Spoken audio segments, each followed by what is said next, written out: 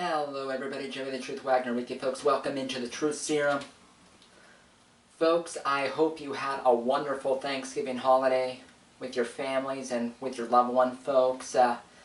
Friends, it's now time for the game preview between the Baltimore Ravens and the Pittsburgh Steelers.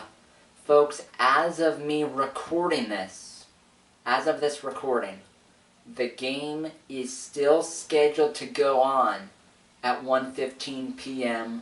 on Sunday. Whether that happens is anyone's guess, because as I'm speaking right now, the Baltimore Ravens have a massive COVID-19 spread going through their entire locker room right now.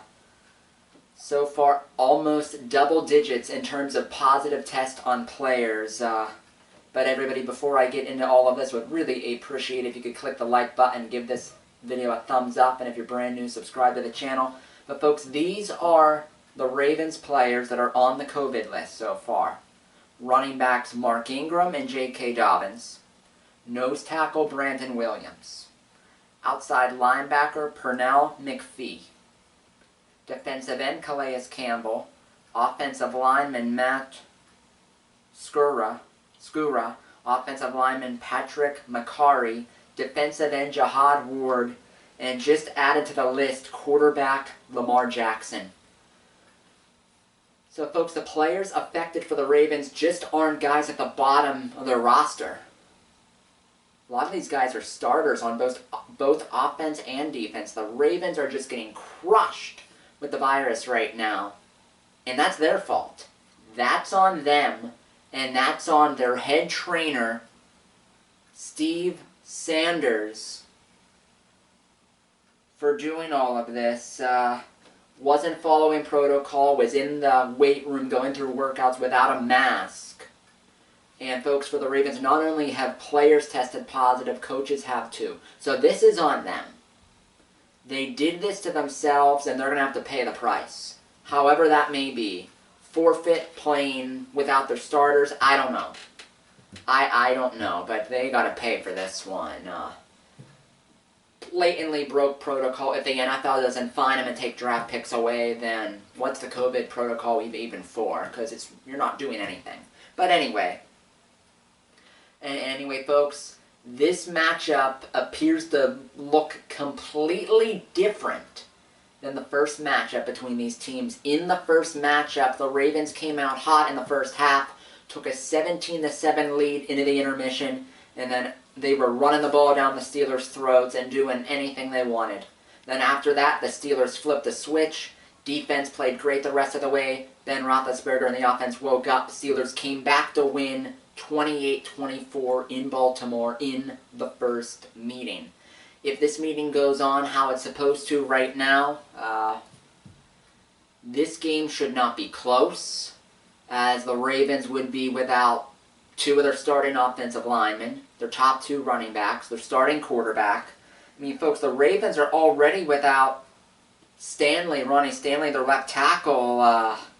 He's out for the year. They'd be without two of their defensive linemen and an outside linebacker, excuse me.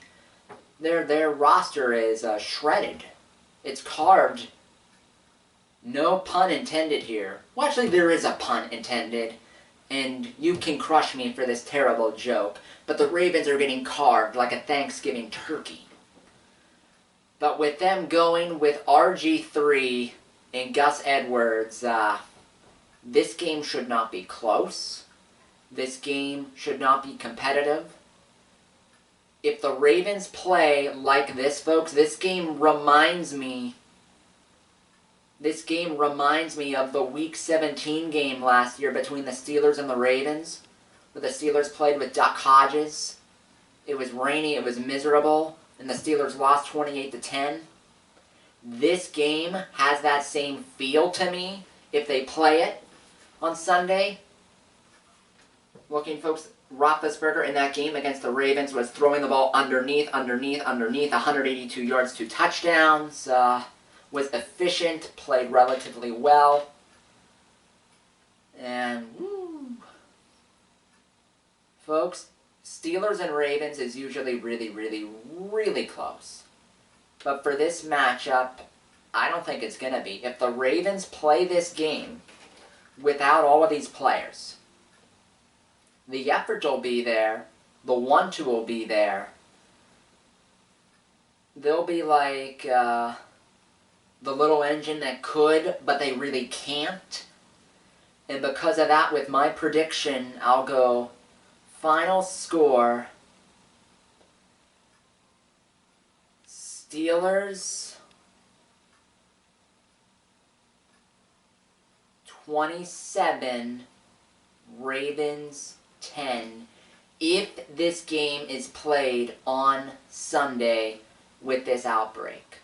If it's not played, I'll find out when it's played again, and I'll update this preview accordingly. But there you have it, folks. Steelers Nation, let's get at it. Folks, if this game can't be played on Sunday, honestly, the Ravens should be forced to forfeit because there were protocols in place. They purposely did not follow them. And gotta be punishment. The punishment has to fit the crime. And the only way for that to happen with the Ravens is forfeit, fine, draft picks. Just lay it down, and this won't happen again. But everybody, from the Truth Serum, Joey the Truth Wagner signing off. Have a great Sunday and enjoy all the NFL games coming up.